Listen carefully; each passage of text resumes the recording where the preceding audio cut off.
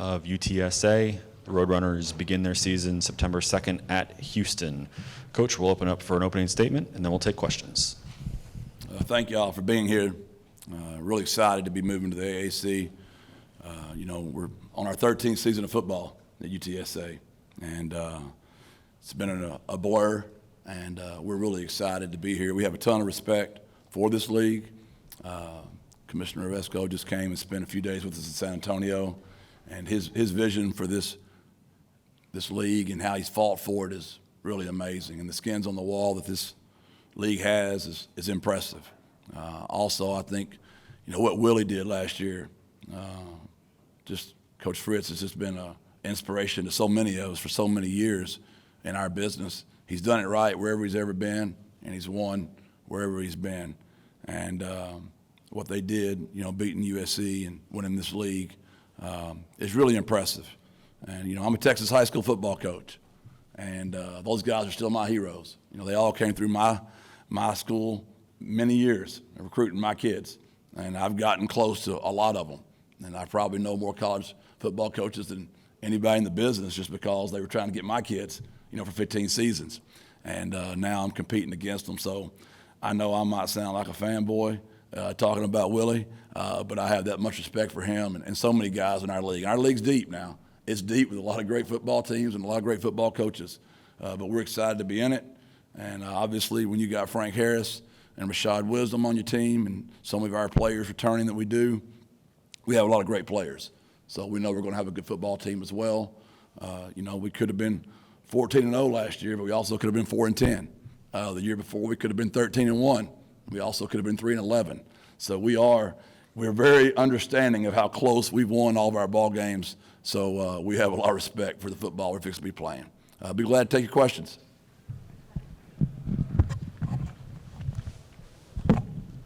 Hey, Coach, Mitch Lucas from thefootballbeat.com, also from the Kilgore News Herald. I know Beast, Texas, baby. Beast, Texas. Sounds familiar.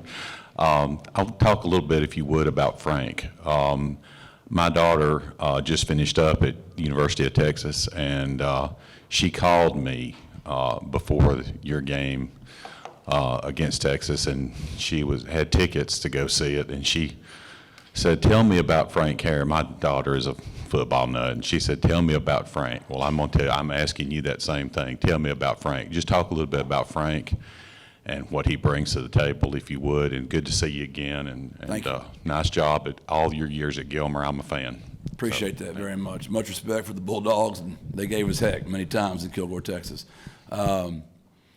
Frank's unique. That's where I was gifted. That's the quarterback I got when I got to San Antonio. And, I think his story is what makes him so unique. I don't know if anybody really knows all the surgeries the kid's been through. He's had 5 knee surgeries. He's had 2 shoulder surgeries. He really appreciates the game of football. When he takes the practice field, every single practice, he takes a knee and he prays. He goes through practices his tail off. He's the last one to leave. He takes a knee and he prays. He's really grateful to play the game. His smile is authentic. It's real. He's raised by an amazing father, an amazing mother, and I'm the luckiest coach in the world. He's magic. As long as Zero's back there behind the center, we got a chance. It doesn't matter how much time's left in the ball game. And this is not just some coach talk up here. This is like factual. Like you've got 3 years of video if you want to go back and fact check some of this coach talk that comes on behind this podium sometimes up here. Frank Bonner, Daily Memphian. Looking at what you guys were able to do the last 2 years, and then you're coming on a new conference, and media voted you to finish top 2 in the conference. What does that say about what your program has been able to do and the belief that others have in your ability to have success? I was watching back there a while ago, just watching these guys talk, and I remember, when I saw Biff, bang the podium because he was picked last, it reminded me of my first year here, Why am I saying that to answer your question? Because it's a heck of a lot better being picked last and not having anybody on the preseason all-conference team, which is what it was when I got here, right? So I know it doesn't really matter. It's just fun. It's great for you guys. It's great for fans. I understand that part of it, and it's fun to talk about. But I repeat, it's a whole lot better than like Biff banging up here a while ago. And I get it. I know that feeling. You get hired, you're a new coach, and we were picked last and didn't have anybody on the preseason all-conference team. So I'd rather be there than up here with Biff banging on this podium. One of the teams you keep on this schedule, EvanDudleyAO.com, is UAB, a great rivalry y'all have had the last few years coming down to the wire. They have a new coach, Trent Dilfer, who is coming from the high school ranks, much like you from many years in East Texas. Hopefully you know Joe Drennan. I covered him for about a year at Mineola. But, just what are your thoughts on making that jump from high school to college and the success that someone could have like that? Coach Drennan's good people, too. So, well, that's the only way Trent and I have anything in common, because I can promise you his bank account, being where he came from, the NFL, looks way different than my high school bank account when I was a high school football coach. And maybe our hairdo, that might be a similarity. A lot of respect for Trent. UAB's a fantastic job. Everybody talks about we're familiar with the teams that came with us. Well, unfortunately, our 3 losses in the last 3 years, they're coming with us too. And UAB is one of those losses. We were very fortunate to beat them on a tip pass at the very end of the game to win a conference championship our very first time around. And last year, I think we beat them in double overtime. So that's been a real struggle for us, and that's a great program. What Bill Clark did there will be is one of the greatest stories of all time. Now, Bill was a high school coach as well, and much respect for Bill and UAB, and I know Trent will keep that thing going at UAB. JJ Perez, Inside Runner Sports. Jeff, what's the biggest challenge of navigating this jump to the American for your program? I think it's just some of the obvious. We've only been playing football going on 13 years, and we're taking on programs that have been playing for over 100. Our facilities have really upgraded. I mean, us getting in that new race building was huge. We've got lights on our practice field here recently. That's huge. We need to get the field covered. That's the next object on our list, right? Just making sure we're competitive. It's so hard in college football to keep momentum. It's hard to get it going at all, but it's sure as heck hard to keep it going. And now that you're going to this new league, I think it's very important that we continue to push, that we just keep pressing. And I always want to come across as grateful. I do, because I don't want my athletic director, Dr. Compost, mad at me. But at the same time, it's important our boosters know, we need them. We're going to need checks, and we're going to need big checks to stay competitive. Because let's be honest, NIL is real, and our collectives have done a fantastic job. 210 City Fans, 210inspired.org, Runners Rising. But we got to keep pushing to stay competitive. Coach Billy Embody with On3. You mentioned the NIL. How much of your time now is spent doing that fundraising, or even talking with state officials and representatives to make sure it's headed in the right direction as best y'all can? It's funny you bring that up, Billy. I can remember Dr. Compost when she first hired me, and she sat me down with our race committee and our race board, and I remember telling them, if you'll just get me in this $40 to $45 million building, I'll never ask for anything else, and we'll win all the games you want to win. And now, 2 years later, NIL. And now you're back in front of people going, if you'll just get me this, we're going to win a lot of games. And, it's just what it is, Billy. It just hadn't stopped. I spend, I don't want to say most of my time, but I'm either recruiting players or recruiting boosters. And I recruit a lot. And luckily, I've had great health. I love my job. I love people. So I always hate the word recruiting. So I wish it was replaced with the word relationships. It's just the way the Lord kind of made me. I just love people.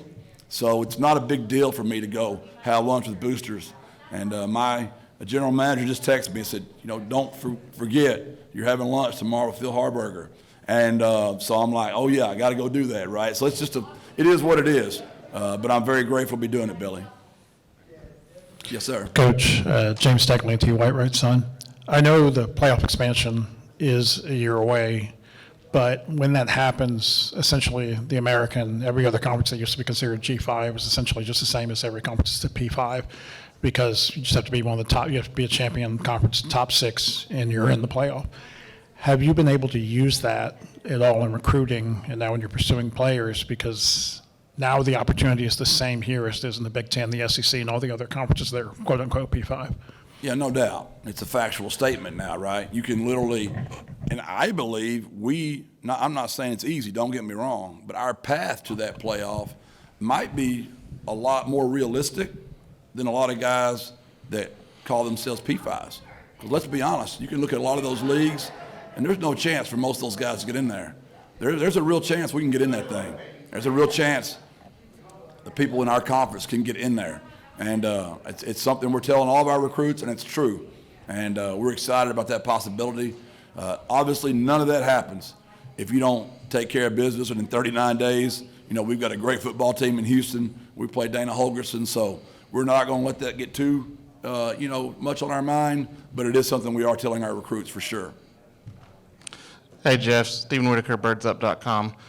Just, you talked about Frank earlier, but just what has it meant to have him and Rashad for your entire tenure here at UTSA?